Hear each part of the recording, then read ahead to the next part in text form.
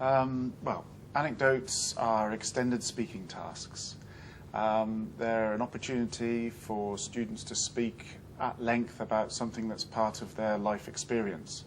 Might be person they know, place they've been to, or something that's happened to them.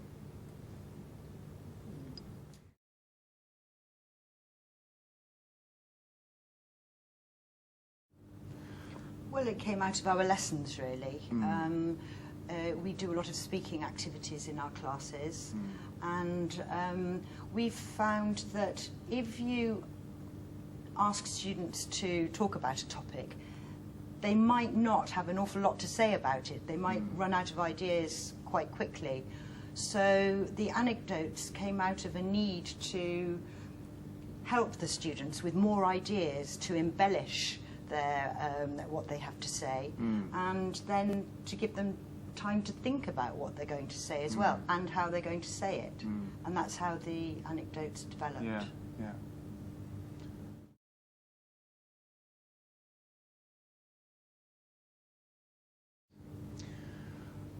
Well, we try to get an anecdote activity into practically every unit of the book.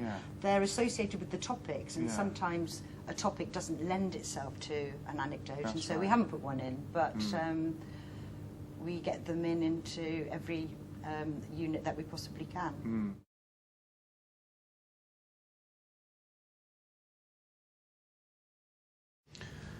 Well, I think the main reason is this idea that a bit of time to actually prepare what you're going to say before you say it.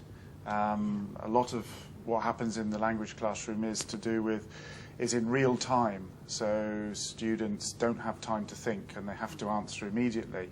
Here they've got time, they can think about what they're going to say, they can prepare things, they can maybe try and use language which isn't quite part of their competence yet, but hopefully will be. So it's they try, and also of course, and maybe most importantly, it's valuable classroom time rehearsing something which might be useful to them outside outside the classroom.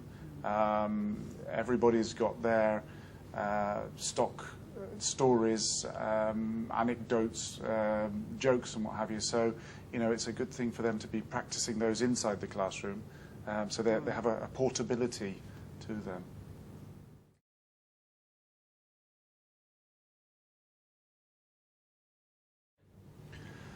Well, that really is the key to them, because it's the second time or the third time round that you find students really improve.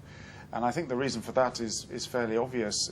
They know what they're going to say, so they concentrate their minds on how they say it, how they deliver the anecdote, and they improve their fluency, less hesitation, less repetition.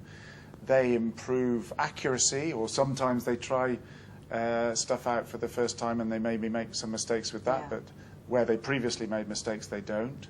And I think thirdly, they just gain confidence, and they make the anecdotes more interesting. They embellish them with other things that they've remembered. It's the same principle, again, back to the joke thing. It's that idea of telling a story for the second time or the third time. You know, you improve it, the timing's better, it's more interesting.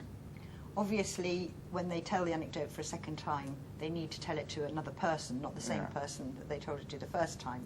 But also another point is that it's very motivating for the students to feel that they're doing this activity so much better the second time.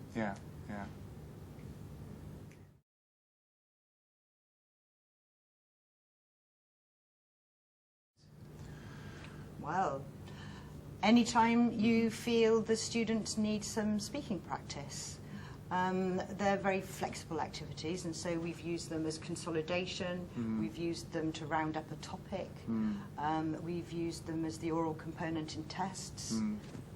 Yeah, I mean, it depends, and we would hope that, you know, once teachers got into the idea of how you actually set up an anecdote and use one, that they'd develop their own, because of course, you know, they would be able to develop ones that were more appropriate for their particular teaching situation.